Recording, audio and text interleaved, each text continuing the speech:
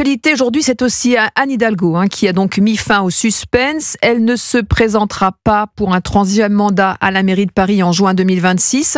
Prévisible après son échec cuisant à la dernière présidentielle, seulement 1,7% des suffrages. Alexis de la Fontaine, quel bilan laisse-t-elle derrière elle ?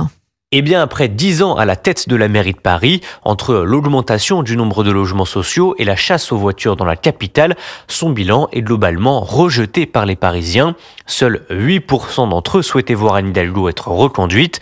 Dans les faits, son bilan économique est très contesté. La mairie de Paris croule sous une dette d'environ 10 milliards d'euros. Mais Anne Hidalgo refuse d'assumer ce bilan et assure dans Le Monde « Les comptes sont à l'équilibre ». Autre ombre à son tableau, la fuite des Parisiens. Depuis son arrivée en 2014, ils sont 120 000 à avoir quitté la ville.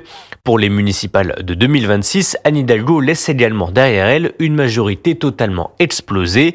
Elle souhaiterait voir le sénateur Rémi Féraud lui succéder, mais son ancien adjoint Emmanuel Grégoire, le communiste Yann Brossat et les écologistes se lancent eux aussi dans la course à la mairie de Paris. Une division de la gauche qui pourrait cette fois-ci bénéficier à Rachida Dati, loin devant dans les sondages. Alexis de la Fontaine du service politique d'Europe